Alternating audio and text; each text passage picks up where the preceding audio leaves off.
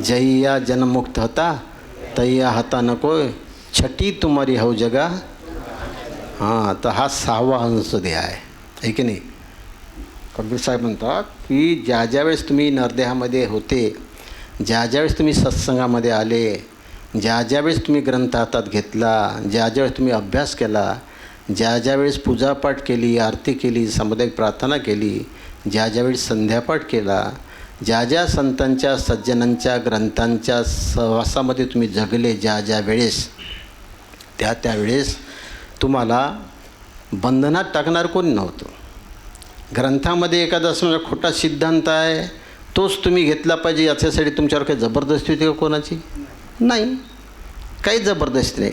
तुम्हाला वाटते काही आपला बौद्ध धर्मांचा जो ग्रंथ आहे धम्मपद, तो ग्रंथ काही खास नाही आहे. ग्रंथ ज्ञानेश्वरी चांगला आहे, ग्रंथ ग्रामगीता चांगला आहे, ग्रंथ विजक चांगला आहे. अरे तुमच्या मनाला अभ्यासाने तुम्हाला कळलं असेल का हा ग्रंथ बरोबर आहे, ठीक आहे.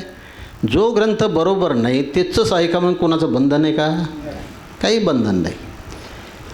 आणि अमुकच ग्रंथ ग्रामगीताच आम्हाला बरोबर ग्रंथ आहे, त्याच्यातच आम्हाला मुक्त होण्याचे संकेत मिळते, बाकी ग्रंथ वाचायचं काम नाही, असं ज्यावेळेस तुम्हाला वाटते त्यावेळेस काही तुम्हाला काही बंधनातून मुक्त काढणारे कोणी मिळाले नाही आणि मुक्त आहे तर बंधनात टाकणारे कोणी मिळाले नाही. जहिया जन्म मुक्ता होता, ज्या ज्यावेळी जीव मुक्त होण्याच्या स्वतंत्र अवस्थेत होता, स्वतंत्र. आता आपण परतंत्र का स्वतंत्र याचा विचार करावा लागेल. कोणावर पण आता सध्या हां कुठं स्वतंत्र आहे? बायकोच्या हातात अधीन आहे, पोरायच्या अधीन आहे, तुमची अधीनता तुम्हाला माहीत कुठं का घडून आहे तर कुठं स्वतंत्र आहे? तुमच्या स्वतःचं तंत्र चालत आहे का घरात? समाजाच्या अधीन आहे, कुटुंबाच्या अधीन आहे का नाही, जातीच्या अधीन आहे, धर्माच्या अधीन आहे, कुळगोत्राच्या अधीन आहे, देवी देवतेच्या अधीन आहे. किती अधीन आहे जीव, किती कोणाचा ऐकू काम करताय, बेजार झाला तरी पण जमून नाही राहिलं, स्वतंत्र नाही आहे जीव. म्हणून कबीर साहेब म्हणतात तुम्ही आता जे आहे ज्या नद्यामध्ये आहात तुम्ही तिथं स्वतंत्र कर्मभूमिकेत होता आणि आज आहे. जहिया जन्ममुक्ता होता म्हणजे ज्या ज्या वेळेस हा जीव मुक्त होण्याच्या स्वतंत्र भूमिकेमध्ये होता, जन्ममुक्त होता, तैया हाता नकोय. ते स्वतंत्र भूमिका हिसकावून घ्यासाठी या जगातली कोणतीच श्रेष्ठ शक्ती या जगामध्ये नव्हती ना आजही नाही आहे. तुम्ही म्हटलं की मी अमुक व्यसन सोडून देतो, तुम्ही म्हटलं मी अमुक अभ्यास सोडून देतो, तुम्ही म्हटलं की मी असं जीवन जगतो, कोणाचं बंधन आहे तुमच्यासाठी? काही बंधन नाही. पण हे बंधन नसताना हा जीव स्वतंत्र भूमिकेमध्ये स्थिर का होत नाही, ठहराव का करत नाही? तर छटी तुम्हारी हव जगा. कोणती भूमिका घ्यावी लागते म्हणजे तुम्हाला 6वी भूमिका घ्यावी लागते.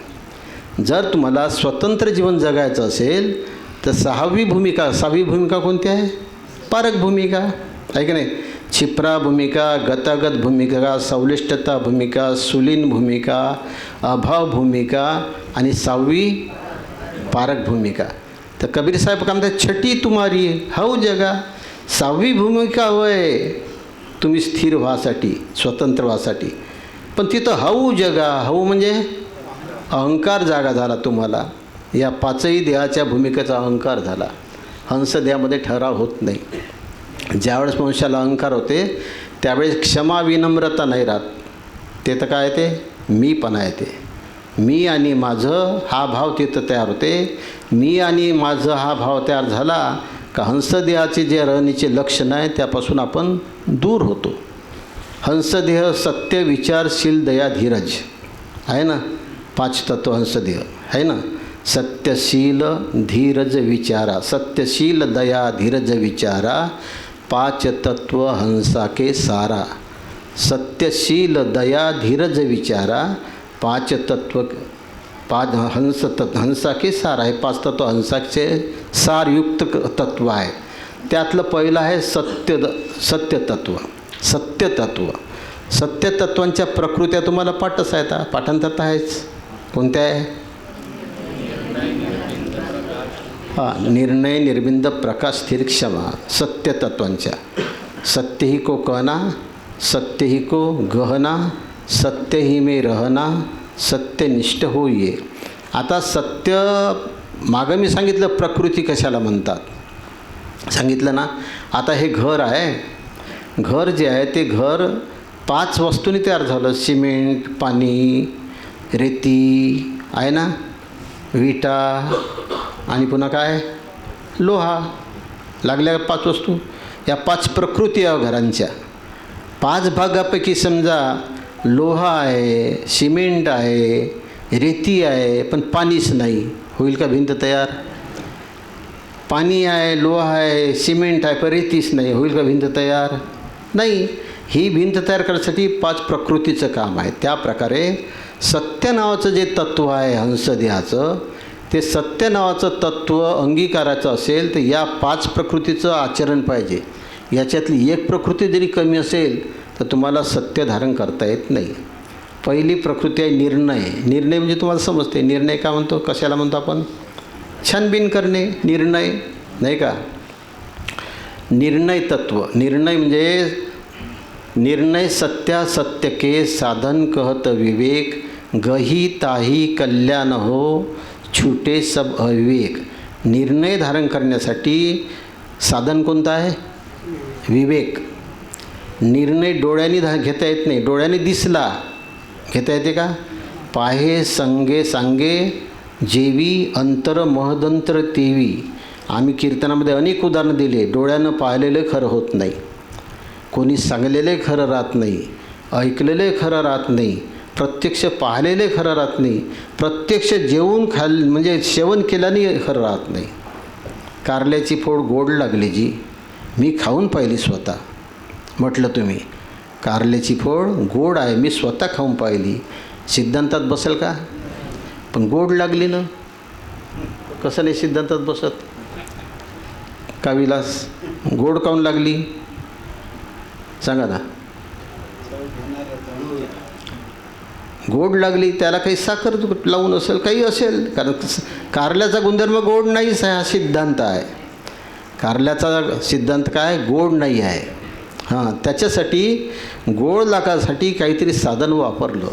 आम्ही काही औषधी देतो, माशी इतकीच औषधी राहते, ती गिळावं खावं म्हणून वरून गुळाचा लेप लावतो, गुळाच्या चकतीमध्ये ती वस्तू ठेवतो, त्याची गोळी करतून खाल देतो.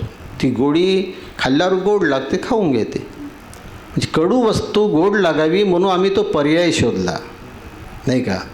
त्या प्रकारे सत्य शोधनासाठी, सत्य ग्रहण करण्यासाठी पहिली प्रकृती जी आहे निर्णय, ती निर्णय घेण्यासाठी डोळ्याचं काम नाही, कानाचं काम नाही, पटलं का? वाचण्याचं काम नाही, पाठकराचं काम नाही, ऐकण्याचंही काम नाही. काम कोणतं आहे? विवेकाचं. तुमच्याजवळ विवेक असेल तर निर्णय तुम्हाला घेता येते. विवेक नसेल तर घेता येते का? काहून? विवेकामध्ये कोणते गुण आहे? विवेकामध्ये आहे ना विचार आणि दया. कोण्या गुणाचा शुद्ध गुण होय विवेक? रजोगुणाचा आहे की नाही. रजोगुणामध्ये कोणते विकार आहे? काम आणि मोह. ज्याच्याजवळ रजोगुण राहतो त्या क्षणाला त्याच्याजवळ कामना आणि मोहाची पूर्ती करायसाठी बोलते, चालते, खाते, घेते, संबंध व्यवहार करते. ज्यावेळेस एखाद्या माणसाला आपल्या मोहाची पूर्ती करायची आहे, आपल्या कामनेची पूर्ती करायची आहे, मला जे पटलं त्या समजेची पूर्ती करायची आहे, त्यावेळेस तो जीव रजोगुण वापरते. पटलं?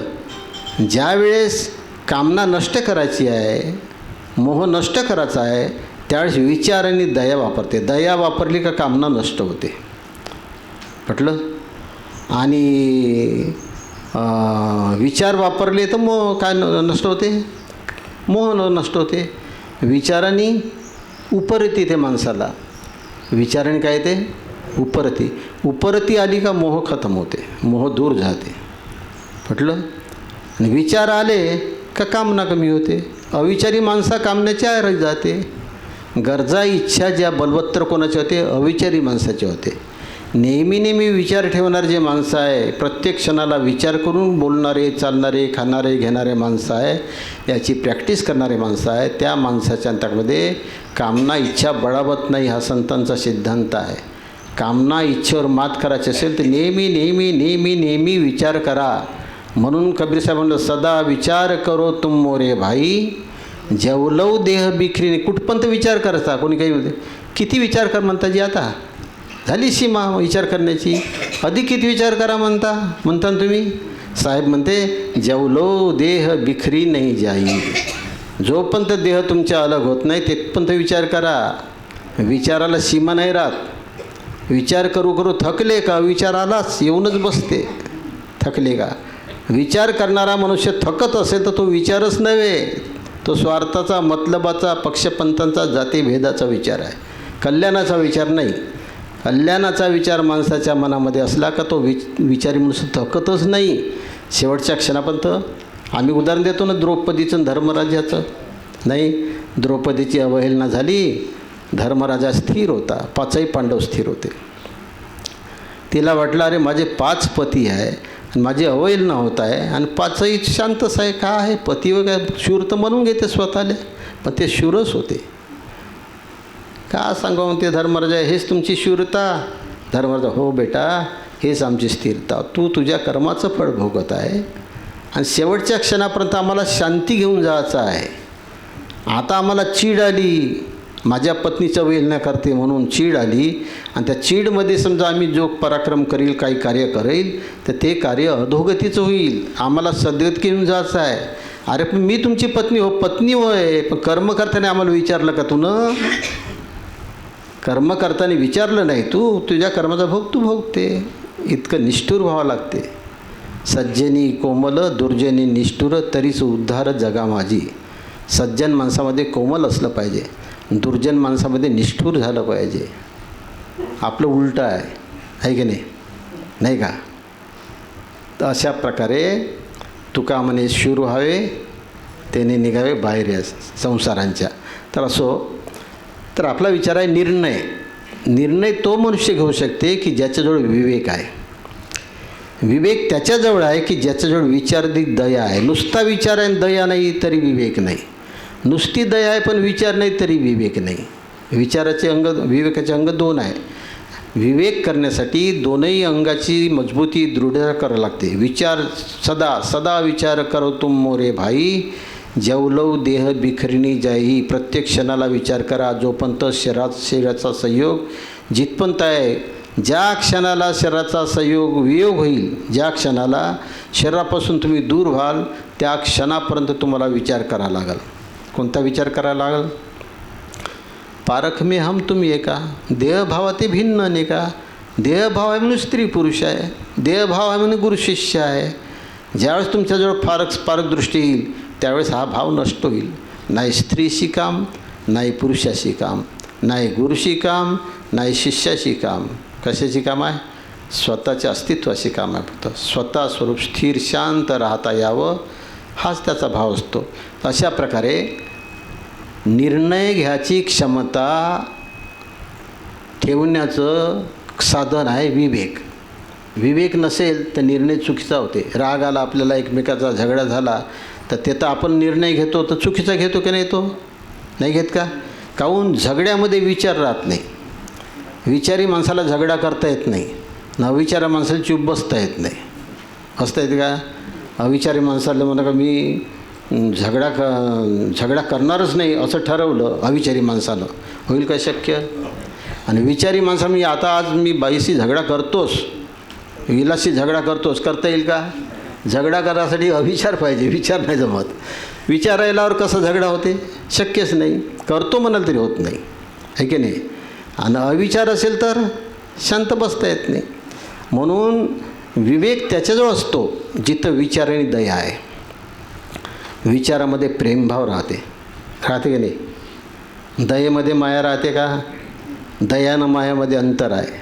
माया कामं वाढवते, दया कामं निपटवते. म्हटलं का? भक्ती ही कामनेच्या पूर्तीसाठी नाही, कामना नष्ट करण्यासाठी भक्ती आहे. कामनेच्या पूर्तीसाठी आहे का? नाही. खरे भक्त तेची जळाली वासना इंद्रिय भावना. इंद्रियांच्या ज्या भावना आहेत त्या दूर होण्याचं काम भक्ती करते. जर इंद्रियाच्या पूर्तीचं काम वाढत असेल तर तिथं भक्ती नाही, त्याचं नाव अंधभक्ती आहे. म्हटलं अशा प्रकारे निर्णय, कशाचा निर्णय घ्यायचा? जड बुद्धी आणि चेतन बुद्धी, जड आणि चैतन्य या दोनच्या गुणलक्षणांचा निर्णय करणं म्हणजे निर्णय तत्व होय. निर्णय प्रकृती. निर्णय असं नाही तुमचा दोघाचा झगडा आहे त्याचा निर्णय मी लावतो, तो निर्णय नाही. म्हटलं का? त्यामध्ये तुम्हाला जडबुद्धी चेतनबुद्धी, जड आणि चेतनांचे गुणधर्मांचं लक्षण जे आहे ते लक्षण अलग अलग करणं याचं नाव निर्णय आहे. समजा विलास एखादी गोष्ट माझ्याजवळ बोलला की प्रमोद भाऊनं असं म्हटलं होतं, तर प्रमोद भाऊनं असं म्हटलं होतं, काय म्हटलं होतं? नाही आपण ते अनंत महाराजाच्या संगतीपासून दूर होणं बरं म्हटलं प्रमोदनं. मी विवेक आहे, मग जर विवेक असेल तर मी काय करील? जर का हात प्रमोद तो असा बोलू शकत नाही, पण बोललाच असेल तर त्याच्या मागं काही बॅकग्राऊंड असं जडबुद्धी आहे ना, जडबुद्धीमुळे तो बोलला. त्याची जो चेतनबुद्धी असती तर असा बोलला असता का? चेतनबुद्धी याच्यापासून दूर करण्याचं काम नाही करत, जोडण्याचं काम करते. तोडण्याचं काम जडबुद्धी करते. कोणाजवळ असो, तुमच्याजवळ असो का माझ्याजवळच असो, जोडण्याचं काम करते, तोडण्याचं काम जडबुद्धी करते. कशी करते? आपण बोलण्यामध्ये विचार केला पाहिजे का हे जे बोलला अमुक एक भक्त असा बोलला तर ते जडबुद्धीचं बोलणं होय की चेतनबुद्धीचं बोलणं होय? जडबुद्धीचं बोलणं असेल तर क्षमा केली पाहिजे, चेतनबुद्धीचं असेल तर डोक्यावर घेतलं पाहिजे. झाला गुणधर्म. आपल्या हिताची गोष्ट असेल तर आपण डोक्यावर घ्यावं, त्यांचं मानावं आपण. आपल्या अहिताची गोष्ट आहे तर आपण त्याला क्षमा केली पाहिजे, विसरलो पाहिजे आपण, त्याचा राग पकडून नाही ठेवला पाहिजे. असं जडाचा गुणधर्म कोणता आणि चेतनाचा गुणधर्म कोणता या लक्षणांचा छानी छानी सब असत उडावो, साच तत्व तबही तुम पावो. असं छानून छानून दोन्ही लक्षणं अलग अलग करणं याचं नाव आहे निर्णय. अलग करणं, मिसळ नाही. सार असार दोन्ही एक, तेथे कैसा उरला विवेक. समजला का निर्णय? आपण केव्हा जीवन जगताना असा निर्णय घेतला पाहिजे का त्या निर्णयामध्ये थोडासा विचार आणि दया असली पाहिजे. कोणत्याही निर्णयामध्ये दया राहिली का दुसऱ्याला दुःख होईल का सुख होईल? मी समजा निर्णय घेतला तुमच्याविषयी काही, तर त्या निर्णय विवेकाचा असेल माझा, तर माझा निर्णयाचं तुम्हाला दुःख होईल का सुख होईल? काहून? दया राहते म्हणून. म्हटलं बाई, मी समजा एक शब्द बोललो विलासला, माझ्या बोलण्यामध्ये दया आहे, रागा आलो दया आहे, तुम्हाला नकोसली गोष्ट पटवून दिली दया आहे. केव्हा? तुम्हाला दुःख नाही वाटणार तेव्हा, पीडा वाटणार नाही तेव्हा. बारीक भाग आहे पहा. आता उदाहरण देतो मी. पीडा कोणाला वाटत नाही बोलण्यात? समजा दारू पिणारा मनुष्य आहे, त्याला म्हटलं बाबा तू हे दारू पिणं हे बरोबर आहे का? तू माणूस हो का हैवान होय? असं मी समजा बोललो, तर तुला दुःख होईल का सुख होईल? विलास बोला बोला. दुःख होईल की नाही? होईल ना, दुःख नक्कीच होईल ना. आता दुःख मी खरं बोललो का खोटं बोललो? खरं बोललो तर दुःख कम झालं. दया नाही वापरली ना बाई, मी निष्ठुरता वापरली. तो विवश आहे, व्यसनाच्या आहारी गेला आहे, मी तिथं दयाभावनं प्रेमानं सांगायला पाहिजे होतं. माणूस हो का ढोर हो ज्या शब्दातून निघते, तोंडातून निघते, तो शब्द दैवी संपत्तीचा का आसुरी संपत्तीचा आहे? विचाराचा का अविचाराचा आहे? सभ्य माणसाचा आहे का खड माणसाचा आहे? बोलण्यामध्ये सभ्यता नसल, काही शब्द वापरत असाल तिथं विचारणं दया आहे का? विवेक करून बोलणं झालं का? ते विवेक करून बोलणं तर केव्हा भुललेल्या माणसाला हृदयाशी घेणं हे तुमच्या बोलण्याचं सार असलं पाहिजे. जाणलं पाहिजे तो विवेश आहे बिचारा. दारू पिऊन आता बोलू नये, मग नंतर बोलू, असा माणूस विचार करेल. विचारी मनुष्य आता विलाससोबत आता नाही बोलायचं, नंतर उद्या बोलू, कारण तो विवश होऊन दारूला. विवेश होऊन असल्यावर मी समजा दया करील का माया करील? बोलणं माया येईल, दया नाही राहणार. त्या व्यवस्थेतून बाहेर ज्यावेळेस निघेल त्यावेळेस मी विचार आणि दया जवळ ठेवून विवेकाचा निर्णय येईल का आता बोलू पहा उद्या 2 वाजता दुपारी. हा होय विवेक. आपल्या विवेकदृष्टीने बोललेला शब्द दुसऱ्याला घातक ठरत नाही. लक्षात घ्या. घातक केव्हा ठरते? त्या विवेकामध्ये एक अंग आणि एक नाही असं बोलावून विचार आहे पण दया नाही तर घातक होईल. बरोबरच आहे ते, पण उपाय तो अपाय होऊन जाईल. आपल्या जगण्या बोलण्यामध्ये प्रपंचिक किंवा परमार्थिक जीवनामध्ये असंच घडत आहे. करायला जातो एक, न होते भलतंच. काल परवाच मला एका जण प्रश्न विचारला की म्हणे आम्ही दोघं पती पत्नी आहो, मी सांगतो तर हे ऐकतच नाही म्हणे की नाही. मी सांगतो तर हे काहून ऐकत नाही? हां, सांगण्यात असा विचार करा की ते ऐकलं पाहिजे. दगडाला सुद्धा पाजर फुटते, दुष्ट मनुष्यसुद्धा तुमचं ऐकते, पण तुम्हाला तो शब्द वापरता आला पाहिजे. आपला शब्द वापरण्याचा निर्णय चुकीचा आहे, त्याच्यामुळं आपण अयश होतो. हंसदेहाचं पहिलं तत्त्व जे सत्य तत्त्व आहे, त्या सत्य तत्त्वाची पहिली प्रकृती आहे निर्णय. तुमचा तो निर्णय चुकू नये बोलण्यात. आता बोलायचे तर 2 तासानं बोला, 2 दिवसानं बोला, चुकीचं बोलणं बोलायला गडबड करू नका. चुकीचं बोलणं बोलले का तुम्हालाही अपाय आणि ज्याच्याशी बोलले त्यालाही अपाय. हंसदेह स्थिर शांत सदा शांत स्थिती में रहे सोई स्वधर्म. हंसदेहाचं लक्षण असं आहे की त्या हंसदेहाच्या लक्षणानं तुम्ही रहणी सुरू केली का सदा शांत. काय झालं न बोलायला नव्हते पाहिजे, चुकलं आपलं, मग फायदा का? साप गेल्यावर प्रकट जोडण्यावर काही मजा आहे?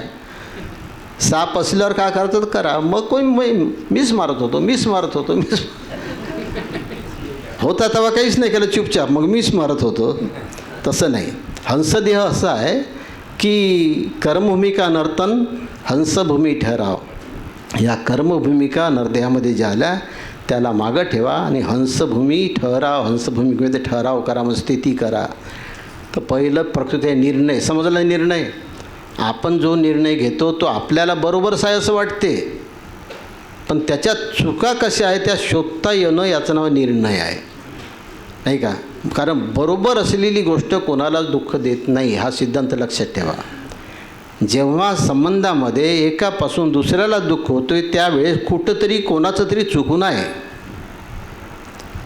जर बरोबर असेल तर दुःख नाही होत, बरोबर असेल तर सुखच होतेच. पटलं का? अशा प्रकारे निर्णय समजला. निर्णय कोणता करायचा? सत्य आणि असत्याचा निर्णय. म्हणजे जडगुण लक्षण आणि चेतन गुण लक्षण, चेतन बुद्धी आणि जड बुद्धी, जड तत्व आणि चेतन तत्व यांचे गुणधर्म जे आहे ते गुणधर्म अलग अलग करून जीवन जगणे याचं नाव निर्णय. पटलं तुम्हाला? पटलं म्हणता तुम्ही, पण खूप बारीक आहे. या विषयावर 2 तासही बोलून राहिलं तरी समजत नाही. निर्णय लक्षात घ्या. फक्त एकच लक्षात ठेवा, निर्णय म्हणजे जड गुणधर्म आणि चेतन गुणधर्म या गुणलक्षणाला अलग अलग करणं, अलग अलग करून कोणतंही कर्तृत्व करणं याचं नाव आहे निर्णय. म्हटलं? आता तांदूळ आहे, घेतले आपण, नाही का? भाताची गरज आहे, तांदूळ घेतले, तर तिथं निर्णय कोणता? खडे अलग करायचे, तांदूळ अलग करायचे. पाहाच्या दृष्टीनं खडे कारण ते काही खडे असे तांदळाच्या साखराचे राहते. तांदूला ऐसे श्वेत खडे, पुढं काय? तांदूलासारखेच वेडे वाकुडे, परी दात पडे तेव्हाच कळे. दात पडलं अरे याचं ते होता खरं, दिसलंच नाही काहून तर तांदळासारखाच होता. त्यासारखा माणसासारखाच माणूस आहे, बाईसारखीच बाई आहे, नाही का? गुरुसारखेच गुरु आहे, साधूसारखेच साधू, आपल्यासारखेच गुरुभाव आहे सगळे, पण तांदळासारखे वेळेवर निवडा लागते. तर अशा प्रकारे तांदूळ घेतले आणि खडे निवडले, तांदूळ निवडले. निवडल्यावर का करतो मग आपण? निवडायचे कासाठी सांगा? निवडायचे कासाठी? एक टाकून द्यासाठी, एक खासाठी, आहे की नाही? दोन्ही निवडले तर खासाठी निवडले का? दोन्ही टाकून द्यासाठी निवडले का? नाही, टाकून द्यासाठी नाही निवडले. दोन्ही खायचे नाही, दोन्ही टाकून द्यायचे नाही. निवडायचं यासाठी होय का एक खायचं आणि एक फेकून द्यायचं होय, आहे की नाही? त्यासारखं संबंध आपला अनेक लोक असे आहेत त्याच्यामध्ये जड गुणधर्म कोणता आणि चेतन गुणधर्म कोणता हे निवडून टाका. आणि निवडल्यावर जो जडगुण धर्म आहे, जो बंधनदायक धर्म आहे तो टाकून द्या. आणि मोक्षदायक धर्म आहे तो आचरणात आणा, वापरण्यात आणा. याचं नाव आहे निर्णय. निवडलं पण दोन्ही कामी आणले तर निर्णय चुकला. निवडलं पण टाकून द्यायचं घेतलं आणि खायचं टाकून दिलं तरी चुकला का नाही? तर हे असं निवडा की टाकून द्यायचं कोणतं वय आणि खायचं कोणतं वय. त्यासारखं संबंधामध्ये कदाचित व्यवहारामध्ये बोलणं चालणं खाणं घ्यायला राहिलं, त्या बोलण्या चालण्यामध्ये कोणते शब्द टाकून द्यायचे, सोडून द्यायचे, मनावर नाही घ्यायचे, कोणते शब्द मनावर घ्यायचे हे निवडा. मनावर घ्यायचे शब्द मनावर घ्या, शांत होऊन जा. आणि टाकून द्यायचे शब्द टाकून द्या, शांत होऊन जाईल. टाकून द्यायचे शब्द आपण डोक्यात घेतले, मनात घेतले तर रात्री झोपच येणार नाही का? तर मग प्रमोद काहून का तसाच बोलला, काहून का तसाच बोलला, काहून का तसाच बोलला. अरे तसाच बोलला, हे चुकीचं बोलला आहे ना, टाकून दे, क्षमा कर, माफ कर, विसरून जा. आणि बरोबर बोलणं आहे तर विसरू नको, 24 तास लक्षात ठेव. याचं नाव आहे निर्णय.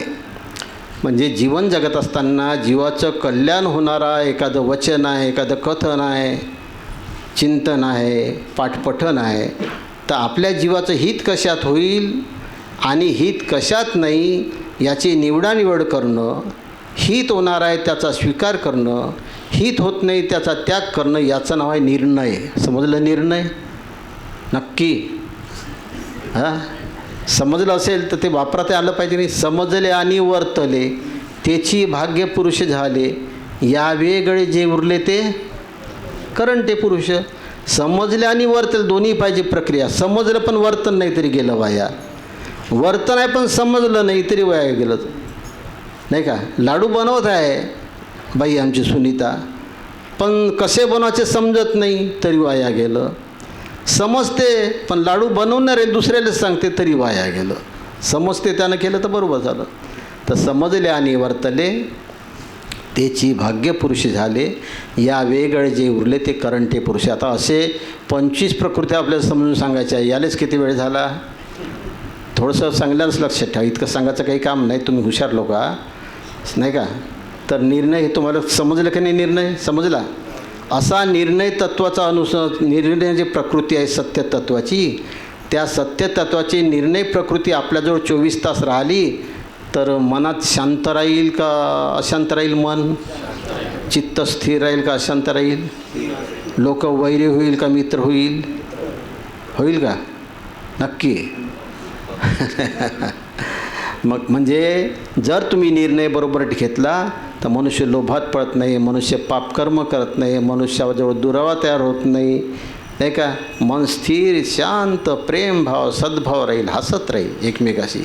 रुसाचं काम नाही, फुगाचं काम नाही, रडाचं काम नाही. हे काम निर्णय करते. ते निर्णयाची परिपक्वता साधली पाहिजे. पटलं तुम्हाला? हंस द्याचं पहिलं तत्व आहे सत्य. सत्य तत्वांची पहिली प्रकृती आहे निर्णय. निर्णयाचं निरूपण झालं पक्क, लक्षात ठेवा. विसरलं तर विचारू शकता, असं काही नाही. नंतर दुसरी आहे निर्बिंद. निर्बिंद म्हणजे बुंदरहित, नाही का? निर्बिंद म्हणजे बुंदरहित म्हणजे विषयरहित. कामना, इच्छा, भोगेच्छा, वासना, तृष्णा, अपेक्षा याच्या विरहित जीवन जगणे, याचं नाव निर्बिंद. कोणताही बुंद नसणे, यत्किंचित अपेक्षा नसणे, यत्किंचित वासना नसणे, इच्छा नसणे, कामना नसणे, याचं नाव आहे विषयरहित जीवन जगणे. आहे की नाही? आता विषयरहित जीवन जगणे याचा अर्थ काय? काम म्हणजे का? काम म्हणजे सरळ ठोकळ मानाने विचार करतो आपण. काम म्हणजे विषयासक्ती, भोग, मैथून, संभोग, याचं नाव काम. कामाची व्याख्या तेवढीच नाही आहे. काम काम सबई कहे काम न जाने कोय, जेते मन की कल्पना काम कहावे सोय. मनामध्ये जेवढ्या कल्पना उठते बऱ्या वाईट, त्याचं नाव आहे काम. म्हटलं का?